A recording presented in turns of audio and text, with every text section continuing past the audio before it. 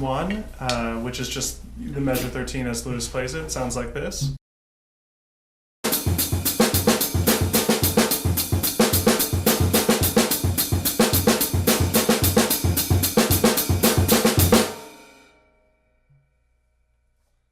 Okay, so it's useful when learning a new pattern or rhythm to just go limb by limb, or at least start with fewer than 4 limbs.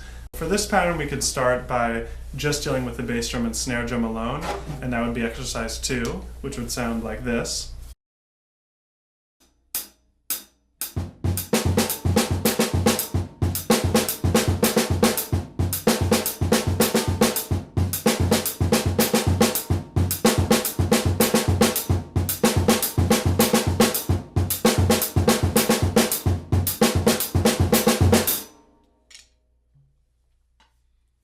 Once that feels good, we can begin to add the ride cymbal, and I think if you generally lead with your right hand, it's probably best to just start by playing the right hand on your ride cymbal and working it in with this pattern that we just dealt with. So that would sound like this. This is exercise 3.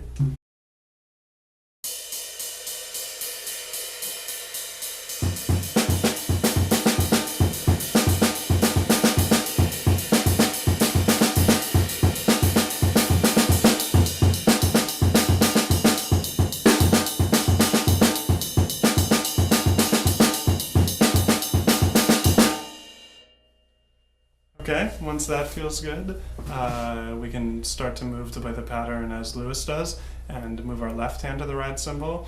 Again, if this is new to you, it's probably useful to just try to play a steady stream of eighth notes with your left hand on the ride cymbal for a while and make sure that feels really good and even before trying to integrate it with your other limbs. But as a whole, it would sound like this.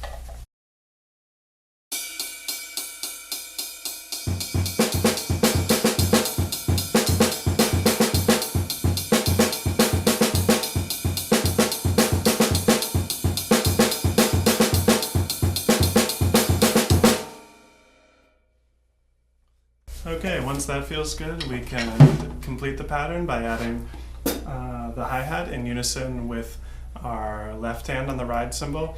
This would be measure 13 as Lewis plays it. It sounds like this.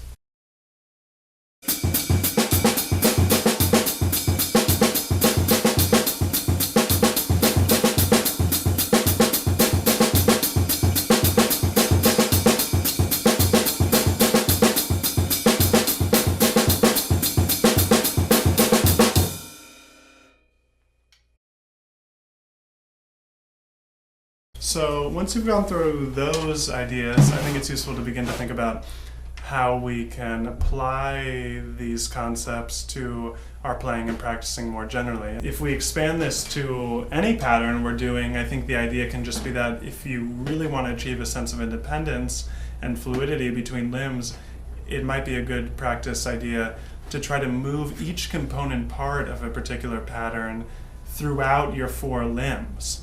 So for instance, with measure 13, we have our left hand playing a steady beat, steady eighth notes on the ride, and our left foot playing in unison with that, and our right foot and right hand accenting in between. But what if we switch the roles of our hands and our feet? So now, instead of having my left hand here, I'm going to have my right hand here. Instead of having my left foot play that steady stream of eighth notes, I'll have it in my right foot. And then I'll have my left foot play the role that my right foot did, and my left hand play the role my right hand did.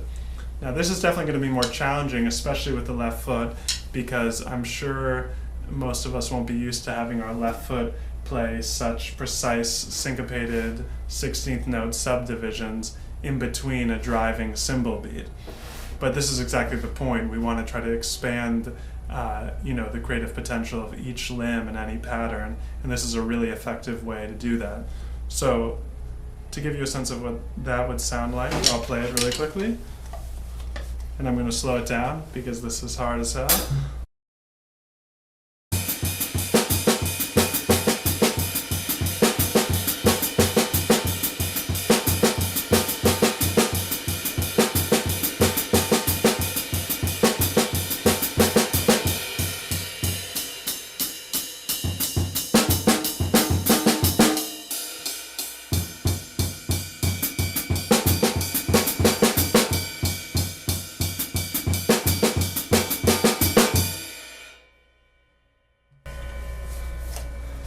So I really like this approach because it's a pretty systematic way to get you out of certain tendencies that you might gravitate towards for each particular limb, and it's just a really good way to expand your sense of independence and creativity on the instrument. So I hope this has been helpful, and yeah, enjoy.